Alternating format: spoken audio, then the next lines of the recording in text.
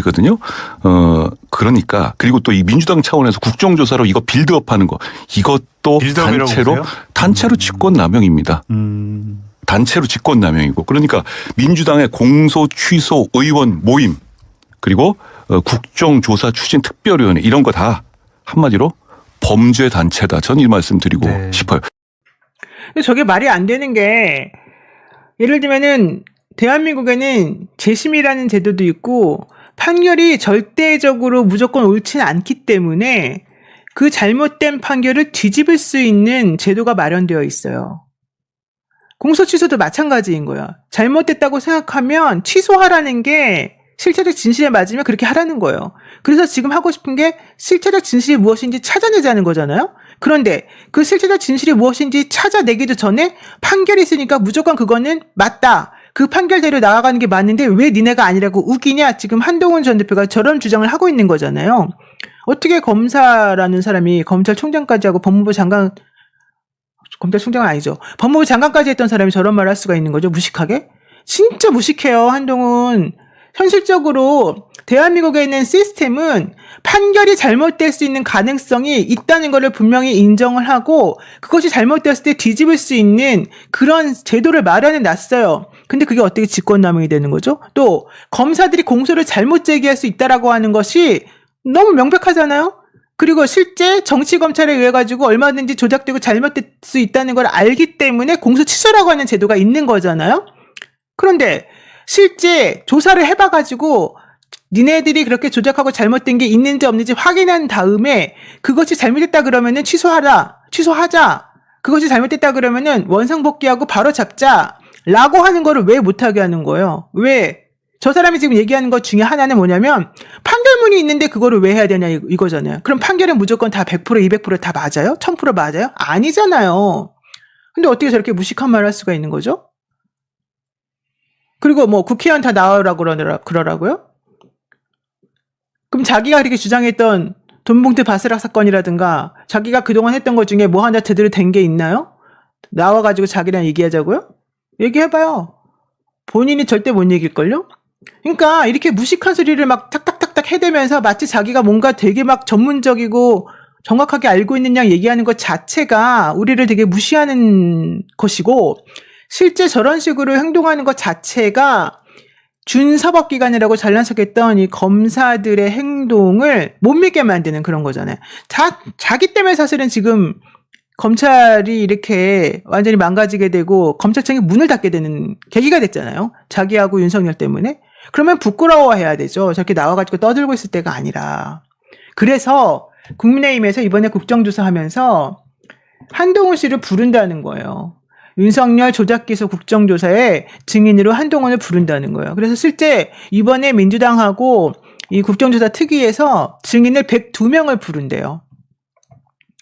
국조특위 야당 간사를 맡은 김영동 국민의힘, 조사 대상 7개 사건 중 대부분이 우리 정부 시기에 수사 기소가 이루어졌거나 현재 공소 유지 중인 사안들이다. 그쵸? 왜냐면 그 당시에 분명히 잘못된 공소 제기였다는 것을 의미하는 그러한 증거들이 지금 너무 많이 계속해서 나오고 있는 중이라서 그러는 거잖아요. 그러면 제대로 수사를 하게끔 만들고 양심 있으면은 양심 선언을 제대로 해줘야 되는 거죠. 근데 한동훈 불러가지고 조작 기소가 아니라는 점을 밝히겠다? 자, 여기에 이제 한동훈이가 나가느냐 안 나가느냐, 실제 이제 이거를 봐야 될 텐데, 만약에 나가가지고 거짓말하게 되면 그거는 위증죄가 되는 거죠. 한번 상황을 좀 봐야 됩니다. 실제 한동훈 전 대표는 2022년 5월부터 2023년 12월까지 1년 7개월 정도 법무부 장관으로 재직을 했고 이 기간 동안에 쌍방울 대북 송금 사건, 대장동 사건, 위례 신도시 사건, 김용전 민주연구원 부원장 사건 등에 대한 수사랑 기소가 이루어졌어요.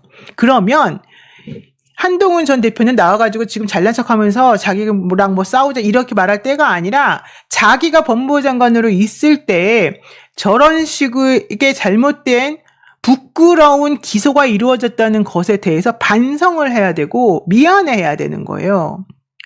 그런데 자기는 누구랑 싸워도 이긴다? 내 말이 다 맞았다? 지금 이러고 있는 거잖아요. 게다가 대북 송금 사건 수사했던 박상용 인천지검 부부장 작은 내용 하나까지 부장 차장 검사장 부장 검사, 차장검사, 검사장, 대검에 매일 일거수일투족 보고하고 지휘받아 수사를 실시했다. 이렇게 말했거든요.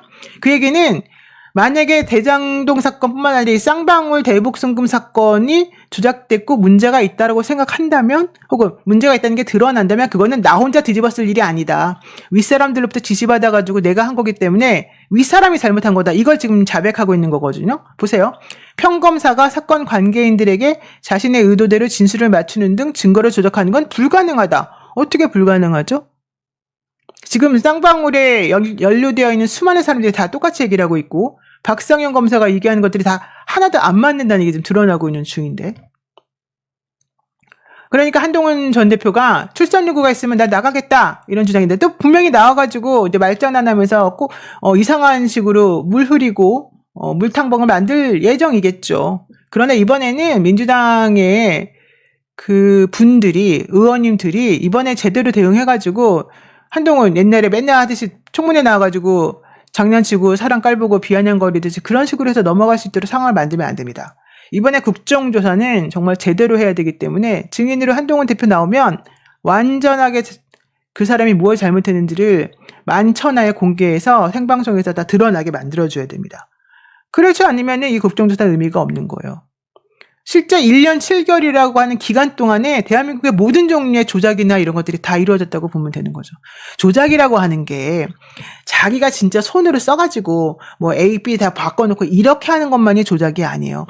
전체적인 그림을 그려가지고 실체적 진실이 발견되는 것하고 반대되는 것들 내지는 그것하고 어긋나는 것들 다 없애버리고 자기네들이 원하는 방향으로 한 방향으로만 가게 만든다? 수사?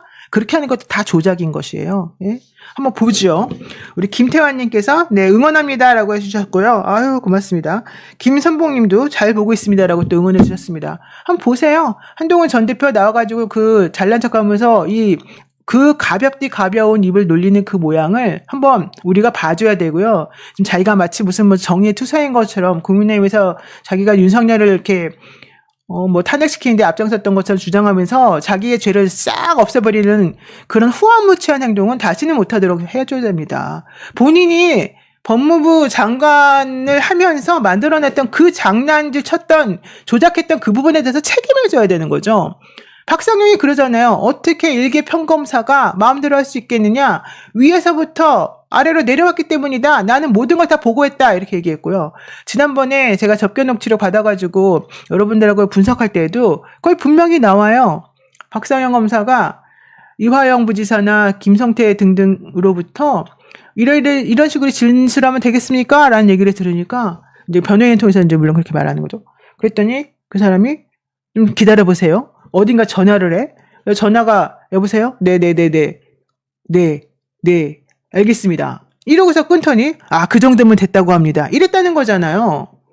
결과적으로는 이 모든 것은 큰 그림을 그리는 조직, 그 조직에 들어있는 특별한 몇 명의 구성원들, 이 특별한 몇 명의 구성원들이 노리고 있는 그 당시에 이재명이라고 하는 사람을 제거하려고 하는 그 기술, 이런 것들이 합쳐져가지고 만들어졌다라는 걸 알 수가 있는 거죠. 박상현 검사 이번에 국정조사 해가지고 정말 제대로 판단돼야 되고요. 박상현 검사가 주장한 내용 중에 하나는 이런 거예요. 어떻게 연어술 파티 같은 게 있을 수가 있겠느냐. 이런 얘기예요. 자, 파티라 그러니까 마치 엄청나게 대단한 것을 주장하는 것이냐. 지금 이 사람은 얘기를 하고 있는데요. 뭐 예를 들면 우리 막 드레스 예쁜 거 입고 뭐 남자들은 뭐 이렇게 턱시도 같은 거 하고 뭐 바이올린 연주하고 이런 걸 말하는 게 아니에요. 교도소나 구치소에 수감되어 있는 사람이 밖에 나와가지고 사인이 돈을 지불한 도시락을 먹거나 평상시에 그들이 먹지 못하는 고급 도시락, 연어와 이렇게 썰어져가지고 나와 있는 그 도시락 있잖아요. 3만 원짜리, 뭐 5만 원짜리 이런 거를 먹을 수 있었다는 거. 그리고 어떻게 술을 먹어요? 구치소에 있는 사람들이. 근데 그런 것들을 페트병에 담아가지고 먹을 수 있게 해주는 거, 그게 바로 작은 의미의 파티라는 거잖아. 실제 이화영 지사가 말하는 연어술 파티라고 하는 거 그런 걸 말하는 거거든요. 근데 박상영은 그런 게 하나도 없었다? 하지만 지금 교도관들이 전부 다 아니다. 그때 박상영이 뭐라고 했는데 다 안다. 당신 그때 거짓말했다. 이거 다 지금 얘기되고 있는 거잖아요.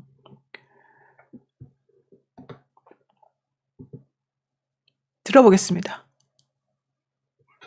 박상용 국정조사 하지 마라. 한번 들어보겠습니다. 이 국정조사 관련해서 이거 하면 안 된다 하면서 정성화한테 편지 써서 보내, 이프로스에 보내, 지금 국회의원들한테도 뿌리고 있다는 거예요. 제목이 대한민국 국회의원님들께 불법 위헌적 국정조사를 멈추어 주십시오라는 제목입니다. 대절절한 호소를 이해 당사자 이전에 공익의 대표자인 검사로서 드리는 말씀이오니 진지하게 검토해 주셨으면 합니다. 공소 취소를 하기 위함이 명백하다. 근데 공소 취소 목적을 부인한다 하더라도 이는 이재명 대통령의 재판과 수사에 관여할 수밖에 없어 명백한 불법이다. 그래서 박상용의 주장은 이거예요. 국정조사법 제8조라는 게 있는데 여기는 이제 현재 진행 중인 재판에 영향을 줄 목적으로 뭐 이거 하면 안 된다 뭐 이런 내용이에요. 공권력이 남용한 사례 그거에 대한 철저한 진상조사를 하지 말라는 취지가 아니라고요. 재판에 관여하면 다 안 된다. 자, 입법부는 아예 손도 못 대요. 이렇게 하면 만약에 내가 불법 조작 기소를 하고 싶어. 검찰이 이걸 재판을 그냥 걸어버려. 그냥 기소를 해버려. 그럼 그거에 대해서는 입법부에서 입도 뻥끗 못한다는 조항으로 해석을 해야 되는 거예요. 그 국정조사가 실시됐을 때 사실 제일 먼저 옷 벗고 빤스런 할 것 같은 애가 박상용 아니에요? 박상용은 조용히 해야지. 그리고 2012년에 내곡동 사저 부지 매입 의혹, 2013년에 국정원 댓글 사건 이거 다 재판 진행 중이었는데 국정조사 했습니다. 네. 왜 지금 못해요? 그리고 이건 명백히 조작 사건이고 조작 증거들이 넘쳐나고 있는데 검찰청에서 만약에 자체적으로 자정을 했으면 국정조사까지 왜 옵니까? 자정이 안 돼서 입법부가 견제해주는 거예요. 실제 그 이화영 부지사를 정기현 대표가 스픽스 정기현 대표가 접견을 직접 갔거든요. 가가지고 이화영 부지사한테 정확히 물어봤다는 거예요. 박상용 검사가 당신에게 직접 진술을 유도하거나 거짓말을 해달라고 얘기한 게 있느냐. 그랬더니 이화영 부지사가 20번을 들었다. 나는 박상용으로부터. 그렇게 얘기를 했다는 겁니다. 이건 뭐 제가 직접 이화영 부지사를 접견한 건 아니기 때문에 이제 정기현 대표의 말을 통해가지고 여러분들한테 설명을 드릴 수밖에 없는데 정기현 대표가 그걸 적어가지고 왔어요. 그때 박상용이 뭐라고 했는지를 이화영 부지사로부터 직접 듣고 그 얘기를 적어가지고 왔어요. 근데 그 얘기가 20번도 넘게 그런 식으로 박상용으로부터 직접 얘기를 들었다는 거예요. 근데 박상용 검사가 지금 얘기하고 있는 거는 접견 녹취록 같은 거 이번에 공개된 것들을 보면 그런 거 없는 거 아니냐. 내가 직접적으로 그 사람들에게 뭔가 회유했다는 그런 말이 어디 들어있느냐. 나는 그런 적이 없다. 그리고 실질적으로 내가 어떻게 그런 거를 하겠느냐. 나는 윗사람으로부터 지시받아서 하는 사람이다. 이런 얘기를 한 거잖아요. 그래서 이화영 부지사는 난 진짜 직접적으로 박상용하고 대질하고 싶다. 이런 얘기까지 지금 했거든요. 근데 이거를 지금 박상용 검사는 오늘도 유튜브 채널에 나와가지고 하지 말아라라고 해요. 근데 내가 여러 번 말씀드렸지만 지금 현직 검사가 어떻게 유튜브 채널에 계속해서 나오면서 자기가 수사했던 내용에 대해서 떠벌리면서 계속해서 저런 식으로 관여하고 얘기를 할 수 있는지, 왜 그 사람을 징계하지 않고 그런 거는 부적절하다고 얘기를 안 해주는 건지, 왜 검찰청에서는 그 사람을 가만 놔두는지 솔직히 저는 이해가 안 가요. 현실적으로 제가 아는 수많은 검사들은요, 실제 밖에 나가가지고 자기의 의견이 내는 거를 수사 관련된 내용을 입도 뻥끗 못해요, 원래는. 그리고 그런 걸 하려고 그러면 허락을 받아야 되는 거예요. 근데 이 사람은 지금 막 자기 마음대로 여기 나오고 저기 나오고 막 이러고 있는 거잖아요. 게다가 지금 현재 이창수 중앙지검장도 김건희에게 무혐의를 주기 위해서 별짓을 다 했다고 하는 게 지금 압수수색을 통해 가지고 드러나고 있지 않습니까? 2차 종합특검을 통해 가지고 한번 봐봐요. 네, 지난 정부 검찰이 마치 각본을 짜놓고 그에 맞춰서 김건희 씨를 무혐의 처분한 정황들이 구체적으로 나오고 있습니다. 이창수 서울중앙지검장 부임 이후 같은 달 5월 수사가 끝나야 작성 가능한 김건희 주가 조작 불기소, 즉 김건희 무죄 결과 보고서 문건을 검찰이 작성을 합니다. 그리고 2달 뒤 7월에야 김건희 피의자 조사를 합니다. 이때 검찰의 내부 메신저에서 김건희 조사를 수사 결과 보고서를 보고하라는 지시가 떨어졌고, 이창수 서울중앙지검 사단은 이 문건대로 질문과 답을 해 김건희를 무죄를 만듭니다. 이후 특검의 재조사가 시작되자 이창수 사단은 메신저의 날짜를 바꿀 수 있느냐고 묻고 결과 보고서의 날짜를 바꿉니다. 특검은 직권남용 혐의에 더해서 허위 공문서 작성 혐의가 있는지도 살펴보고 있습니다. 그러니까 진짜 들으면 들을수록 또 수사를 하면 할수록 진짜 별별 짓을 다 했구나라는 거를 우리가 알 수 있는 거 아닙니까? 너무너무 사실 저도 조금 놀랐는데요. POYO님, 원래 저렇게 떠벌리다가 자기 무덤 자기가 파는 거죠. 저는 박상현 검사가 오히려 자기 무덤 진짜 자기가 판다고 생각하고 있고요. 밥줘야 배고파요님, 오히려 방송에 나가는 게 지 발목 잡는 건데 왜 그걸 허락해 주는 거지? 라고 말씀하셨는데 허락을 안 받았을 거예요. 이 사람은 지금. 그러니까 제가 이해가 안 가는 거는 부부장 검사면은 그 위에 있는 사람이 부장 검사거든요. 그리고 그 위가 원래 차장 검사예요. 그리고 이제 막 지검장 올라가고 이렇게 되는 건데 왜 위에서 그런 부적절한 행동에서 하지 말라고를 못하나. 그러니까 내가 봤을 때는 지금 이 사람하고 엮이거나 이 사람하고 말하고 싶지가 않은 거야. 게다가 이 사람 지금 검사들 지금 사건이 없나요? 10월에 검찰청 없어질 때까지는 지금 맡고 있는 사건을 해결해야 되잖아. 부부장 검사면 한창 일을 많이 해야 되는데 왜 맨날 방송 나와가지고 떠들고 있는 거죠? 어떻게 그게 가능하죠? 일 안 합니까? 그 사람은? 자기는 사건 안 맞나요? 그렇게 보안 사건 달라고 그러고 뭐 해달라고 막 난리를 치고 있는데 왜 일을 안 해요? 지금 그 사람은? 그리고 자기 근무 시간에 나와가지고 얘기하는 거 아니에요? 아니 왜 공무원이 근무 시간에 유튜브 방송에 나가가지고 자기가 옛날에 수사했던 내용에 대해서 떠들고 돌아다니는 거죠? 근데 왜 그거를 용인하는 거죠? 자기가 사적으로 뭐 그럼 맨날 지금 방송 나올 때 전부 다 휴가 쓰고 나오나? 휴가를 쓴다 하더라도 저런 식으로 하는 거는 옳지 않잖아요. 그러면은 왜 그거를 검찰청 내부에서 이 사람을 체크하고 이 사람을 못 나가게 하고 이걸 못 하는 거죠? 저는 좀 이해가 안 가요. 솔직히 말해서 법무부. 그리고 저는 원래 정성호 장관이나 이제 법무부에 대해서는 되게 그 기존에 했던 게 워낙 엉망진창이었으니까 그리고 워낙 이제 간섭을 많이 하고 윤석열에 오다받고 행동하는 게 많았기 때문에 이번에 이제 정성호 장관 일부러 이제 그런 걸 안 하려고 하는 건 내가 충분히 이해하는데 그래도 이건 너무 심한 거잖아요. 저는 그래서 이런 거는 조금 너무 이해가 안 가요. 솔직히 말해가지고. 실질적으로 그 내부적으로 규칙도 있는 것이고 그런 건데 왜 그런 거를 제대로 처리를 안 하고 해결을 안 해주는지 여러분 같으면 이해가 돼요? 여러분이 만약에 박상영의 상사라고 생각해 보세요. 사건을 띄워야 돼. 부부장 검사는 그 연차가 되게 높은 그러면서 실제 수사에서 가장 힘을 많이 써야 되는 그런 사람을 부부장으로 해요. 이제 부장이 되기 보통 평검사 아니면 부장인데 그 사이에 중간에 이제 선임 비슷하게 이렇게 넣어주는 그런 직위예요. 실제 부부장 검사가 이제 되면은 수사를 제일 열심히 할 타임이고 제일 일을 많이 해야 될 타임이거든요. 근데 하고 한 날 맨날 페이스북 쓰고 하고 한 날 맨날 방송 나가고 있어요. 그게 가능한 내용인가요? 저는 좀 이해가 안 가거든요. 왜 그런 거를 그대로 놔두는지를 모르겠고 실제 장관님이 저런 부분에 있어가지고 저는 이거는 좀 엄하게 다스려서 그 사람은 아예 내부 징계를 하거나 해가지고 진짜 뭘 해야 된다고 생각해요. 물론 실제 이제 검찰에 대한 그 법이 바뀌어가지고 그 뭐 파면을 시킬 수 있다고는 나오는데 실제 파면이라고 하는 것을 하기 전까지는 이 사람의 행동은 그 전에 있었던 일이고 이 법이 적용되기 전까지는 실질적으로는 파면을 못 시키죠. 그러니까 이제 탄핵 아니면은 이건데 실제 이런 행위도 사실은 탄핵감이에요. 그렇지 않나요? 저는 아무리 생각해도 좀 이해가 안 가요. 그리고 박상현 검사가 맨날 떠들어대는 게 뭔지 알아요? 나 혼자 한 거 아니야. 내가 어떻게 혼자 할 수 있어? 우리 조직이 왜 나를 안 도와줘? 나는 조직의 얘기를 따랐을 뿐인데 이 얘기거든요. 그러면 박상현 검사 얘기 있는 결과론적으로는 뭡니까? 니네가 시켜서 내가 했는데 나 혼자 독박쓰라고 해. 이거거든요? 근데 그거를 법무부가 가만히 보고 있어요? 그래, 네 말이 맞아. 이거예요? 저는 그거는 매우 잘못된 시그널이다. 그런 거를 허용한다는 것 자체. 아니, 어떤 현직 검사가 박상현처럼 하고 돌아다니냐고요. 그게 말이 되냐고요. 이해가 안 되죠? 사건이 그렇게 막 밀려있다며. 그럼 그걸 처리를 해야 될 거 아니에요. 왜 처리를 안 하고 있냐고요. 이게 그 서울고검 TF에서 박상용을 참고인으로 불러가지고 조사를 하잖아요.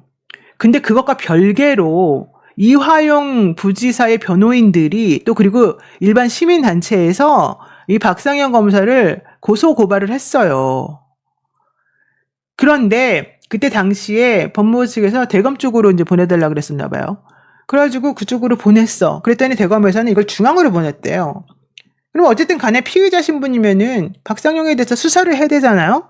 근데 실제 수사는 이제 공수처가, 검사에 대한 거는 공수처가 해야 되니까 공수처가 하는 게 맞냐, 누가 하는 게 맞냐 이러면서 지금 주춤주춤 해 있다는 거예요. 아니 왜 주춤주춤 거려요? 그냥 공수처를 보내든지. 그리고 지금 공수처도 지금 웃기는 게 뭐냐면 실제 공수처가 수사 역량이 많이 딸리고 일을 안 하고 있는 거잖아요. 그러면은 공수처의 조직을 개편해가지고 혹은 내지는 거기에 지금 인원도 없고 돈도 없고 그래가지고 일을 안 했다 그러면은 그거를 바꿔가지고 실제 일을 하게끔 만들어줘야 되는 거잖아요. 그럼 걔네들 놀고만 있나? 말이 안 되는 거거든요. 그럼 지금 아무것도 안 하고 그냥 pending 상태에 있다는 거거든요. 지금 이화영 부지사 변호인들이 되게 열받아하는 것 중에 하나가 왜 박상영이는 아무것도 안 하고 지금 이것도 안 하고 저것도 안 하고 계속해서 서로 핑퐁 맞추고 앉았네 이 얘기거든요. 이상하지 않습니까? 저걸 왜 방관하는 거죠? 나는 정말 이해가 안 가거든요. 솔직히 말해가지고.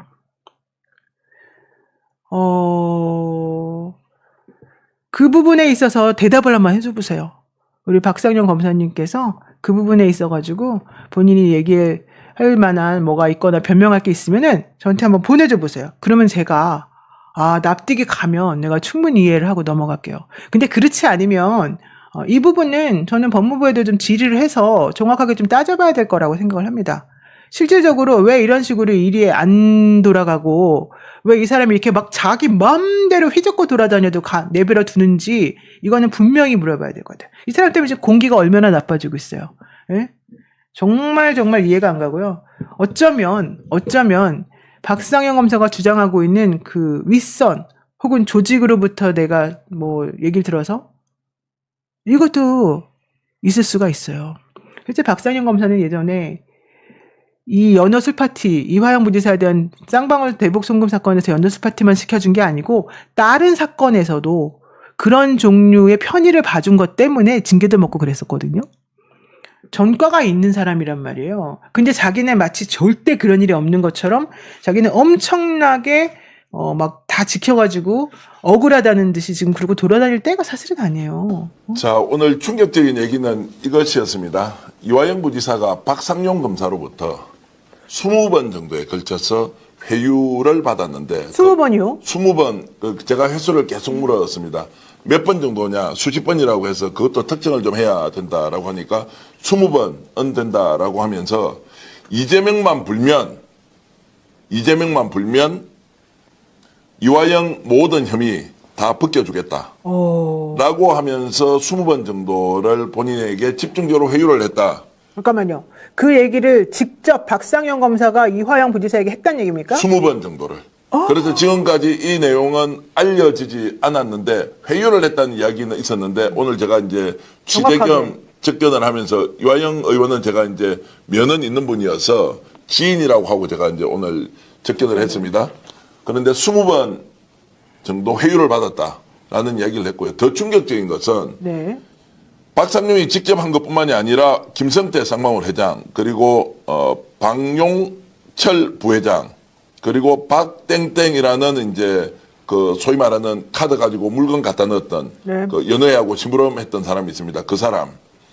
이 세 사람은 실제로 이해 당사자거든요. 변호인 말고. 평생 먹고 살도록 해줄 테니까 지금 원하는 대로 좀 풀어줘라.